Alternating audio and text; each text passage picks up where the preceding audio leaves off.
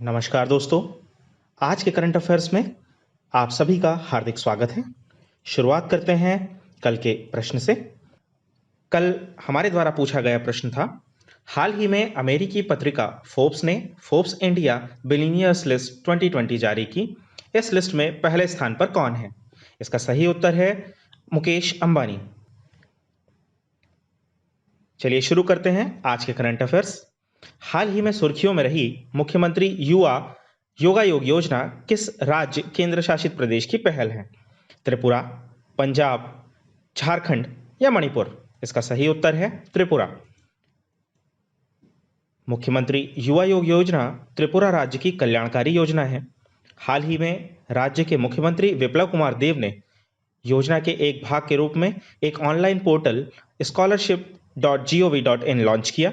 इस योजना के तहत जो छात्र कॉलेजों या विश्वविद्यालयों में अंतिम वर्ष में हैं, वे इस पोर्टल के माध्यम से आवेदन कर सकते हैं और राज्य सरकार स्मार्टफोन के लिए 5,000 रुपए की वित्तीय सहायता प्रदान करेगी। इस योजना में 14,000 से अधिक छात्र लाभान्वित होंगे। आइए जानते हैं त्रिपुरा के बारे में। त्रिपुरा पूर्वोत्तर में स्थित भारतीय राज्य है, देश का दूसरा सबसे छोटा राज्य, जिसकी सीमाएं मिजोरम, असम तथा बंगाल से लगती है। उत्तर, दक्षिण तथा पश्चिम में यह बांग्लादेश से घिरा हुआ है तथा इसके कुल सीमा क्षेत्र का 84% यानी 856 किलोमीटर क्षेत्र अंतर्राष्ट्रीय सीमा के रूप में है। यहाँ का होजागिरी नृत्य, धमैल नृत्य, मनासा मंगल या कीर्तन आदि प्रसिद्ध नृत्य तथा संगीत है। भाषा कोकबोरोको है। त्रिपुरा के सिपाहिल जाला वन्यजीव अभ्यारण्य का धूमिल तेंदुआ राष्ट्रीय उद्यान, clouded leopard national park Bharat का एक अपना अलग ही किस्म का पार्क है। इस वन्यजीव अभ्यारण्य का एक अलग ही भाग है जो धूमिल तेंदुओं का घर है। इस पार्क की स्थापना 2003 में की गई थी। आइए देखते हैं अगला प्रश्न।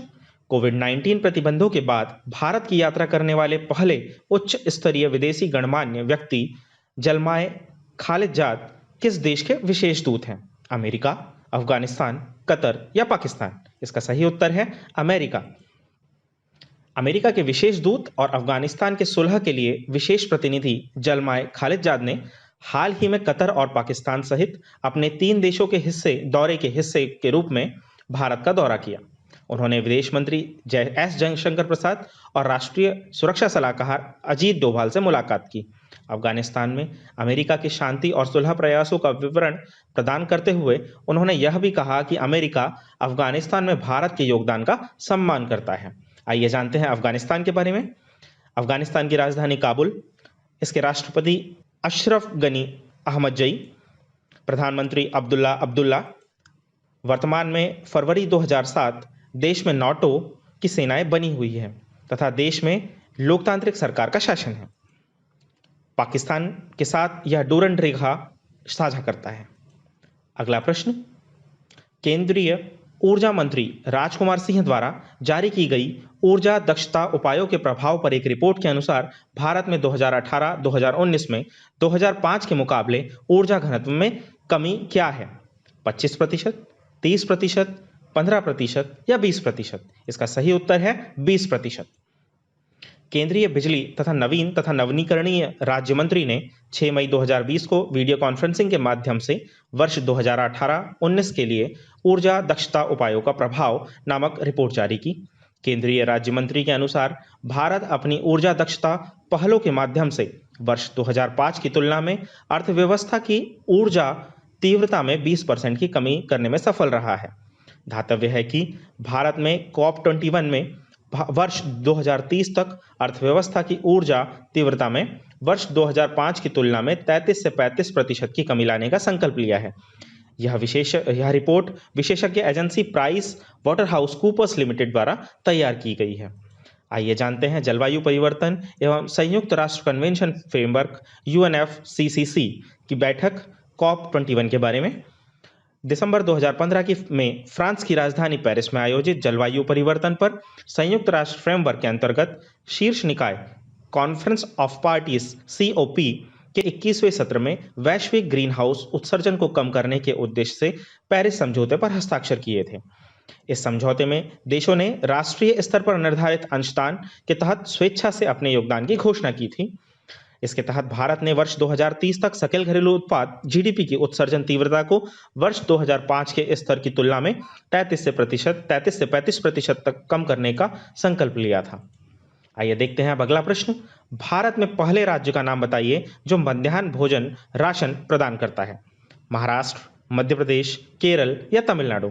इसका सही उत्तर है मध्य प्रदेश। केंद्र सरकार ने सराहना की है कि मध्य प्रदेश देश का पहला राज्य बन गया है जो मध्याह्न भोजन राशन प्रदान करता है। अतिरिक्त मुख्य सचिव पंचायत और ग्रामीण विकास मनोज श्रीवास्तव ने बताया कि केंद्र सरकार द्वारा आयोजित समीक्षा बैठक में यह जानकारी दी गई है।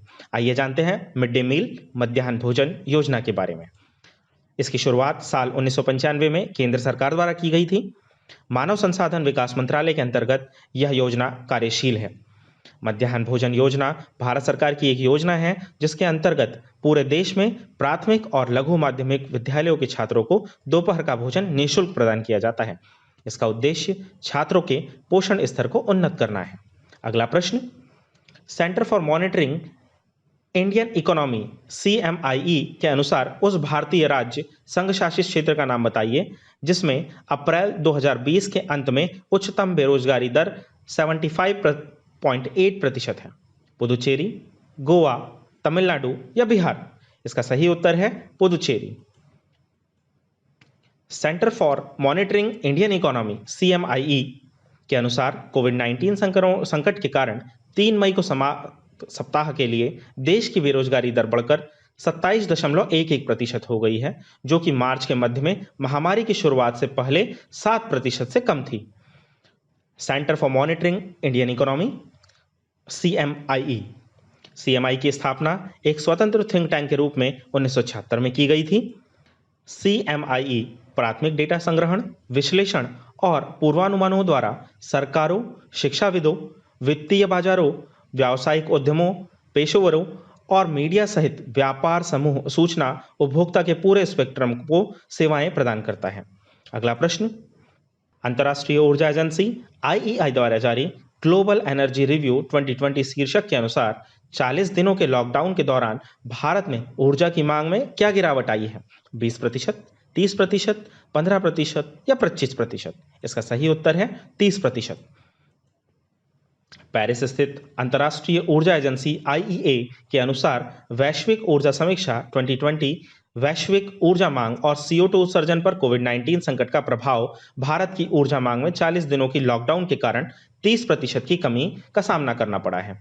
2019 में कम मांग के विकास के बाद पहली बार ऊर्जा की मांग में गिरावट होगी। अंतर्राष्ट्रीय ऊर्जा एजेंसी IEA एक स्वायत्त संगठन है जो अपने 30 सदस्य देशों, 8 सहयोगी देशों तथा अन्य देशों के लिए विश्वसनीय, सस्ती और स्वच्छ ऊर्जा सुनिश्चित करने हेतु काम करती है। इसका मुख्यालय फ्रांस के पेरिस में है। वर्ल्ड एनर्जी आउटलुक को अंतर्राष्ट्रीय ऊर्जा एजेंसी द्वारा जारी किया जाता है। भारत अंतर्राष्ट्रीय ऊर्जा एजेंसी के तहत उन्नत मोटर ईंधन प्रौद्योगिकी गठबंधन कार्यक्रम का सदस्य बना है। अगला प्रश्न। ईरान ने राष्ट्रीय मुद्रा संप्रदाय पर एक बिल को मंजूरी दी जो अपनी राष्ट्रीय मुद्रा रियाल से 4 शून्य काटने और किस के रूप में नाम बदलने की अनुमति देता है?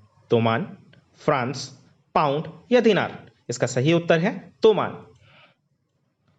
ईरान की संसद ने राष्ट्रीय मुद्रा संप्रदाय पर एक बिल को मंजूरी दे दी है जो इसकी राष्ट्रीय मुद्रा रियाल से 4 शून्य काटने और इसे तोमान के रूप में नाम बदलने की अनुमति देता है जो 10,000 रीलों के बराबर है। इस विधेयक को ईरान के सर्वोच्च नेता अयतुल्ला खामनेई की अध्यक्षता वाली कमेटी के समक्ष पेश किया जाएगा। आइए जानते हैं ईरान के बारे में। इसके सर्वोच्च नेता अयातुल्ला अली खुमैनी है। इसके राष्ट्रपति हसन रोमानी। इसकी राजधानी तेहरान है। देश उत्तर पूर्व में तुर्कमेनिस्तान, उत्तर में कैस्पियन सागर और अजरबैजान, दक्षिण में फारस की खाड़ी, पश्चिम में इराक और तुर्की, पूर्व में अफगानिस्तान तथा पाकिस्तान से घिरा हुआ है। अगला प्रश्न। 5 वर्ष या उससे अधिक आयु के सक्रिय इंटरनेट उपयोगकर्ताओं के आधार पर भारत का रैंक क्या है? 2, 3, 4 या 1। इसका सही उत्तर है 2। भारत में 5 साल या उससे अधिक उम्र के 504 मिलियन सक्रिय इंटरनेट उपयोगकर्ताओं के साथ एक माइलस्टोन है, जो मार्च 2019 में 53 मिलियन से अधिक 451 मिलियन है, जो इसे चीन के पीछे दूसरा सबसे बड़ा इंटरनेट उपयोगकर्ता बनाता है, जिसमें लगभग 850 मिलियन उपयोगकर्ता हैं। संयुक्त राज्य अमेरिका यूएसए में लगभग 280 से 300 मिलियन उपयोगकर्ता हैं। अगला प्रश्न, विश्व थैलेसीमिया दिवस एवं विश्व रेड क्रॉस दिवस कब मनाया जाता है? 7 मई, 8 मई, 9 मई या 10 मई? इसका सही उत्तर है 8 मई। आइए जानते हैं विश्व थैलेसीमिया दिवस के बारे में। विश्व थैलेसीमिया दिवस प्रत्येक साल 8 मई को मनाया जाता है। यह दिन थैलेसीमिया की बीमारी के लिए दुनिया को जागरूक करने के लिए मनाया जाता है। थैलेसीमिया एक ऐसा रक्त रोग है जो रक्त द्वारा माता पिता से आनुवांशिक तौर पर बच्चों तक पहुंचता है। इस बीमारी में बच्चों में खून की कमी, हीमोग्लोबिन के बनने से परेशानी होने लगती है, जो कि सेहत के लिए बहुत हानिकारक होता है। विश्व थैलेसीमिया दिवस पर लोगों को थैलेसीमिया से बचने के उपायों और सावधानी के बारे में बताया जाता है। इस वर्ष विश्व थैलेसीमिया दिवस की थीम थैलेसीमिया के लिए एक गुणवत्ता युक्त स्वास्थ्य सुविधा की सार्वभौमिक पहुंच है। विश्व रेड क्रॉस दिवस प्रत्येक साल 8 मई को विश्व रेड क्रॉस दिवस मनाया जाता है। यह वही दिन है जब इसके संस्थापक जॉन हेनरी डिनेंट का जन्म 1828 में हुआ था। उनके जन्मदिन यानी 8 मई को ही विश्व रेड क्रॉस दिवस के तौर पर मनाया जाता है। साल 1901 में हेनरी डिनेंट को उनके मानव सेवाओं के कार्यों के लिए पहला नोबेल शांति पुरस्कार मिला था। रेड क्रॉस एक अंतर्राष्ट्रीय संगठन है। इसका मुख्यालय स्विट्जरलैंड के जिनेवा में है। International society of red cross और कई नेशनल सोसाइटीज इसका संचालन करती हैं। रेड क्रॉस सोसाइटी का मुख्य उद्देश्य युद्ध या विपदा के समय होने वाली कठिनाइयों से लोगों को राहत दिलाना। दुनिया भर में लगभग 210 देश इस संस्था से जुड़े हुए हैं। अगला प्रश्न, भारत सरकार ने कैलाश मानसरोवर की यात्रा के लिए हाल ही में किस नए रास्ते की शुरुआत की है? लिपुलेख, धाराचूला मार्ग, लाहौल और स्पीति मार्ग, माना दर्रा मार्ग या यांगदपा दर्रा? इसका सही उत्तर है लिपुलेख धाराचूला मार्ग। आइए देखते हैं, भारत सरकार ने कैलाश मानसरोवर की यात्रा के लिए हाल ही में एक नया रास्ता लिपुलेख धाराचूला मार्ग की शुरुआत की है। इस मार्ग के शुरू होने के बाद कैलाश मानसरोवर जाने वाले श्रद्धालुओं की यात्रा अब काफ़ी आसान हो जाएगी। लिपुलेख धाराचूला मार्ग उत्तराखंड में 17,000 फीट की ऊंचाई पर बनाया गया है। इस मार्ग की लंबाई 80 किलोमीटर है।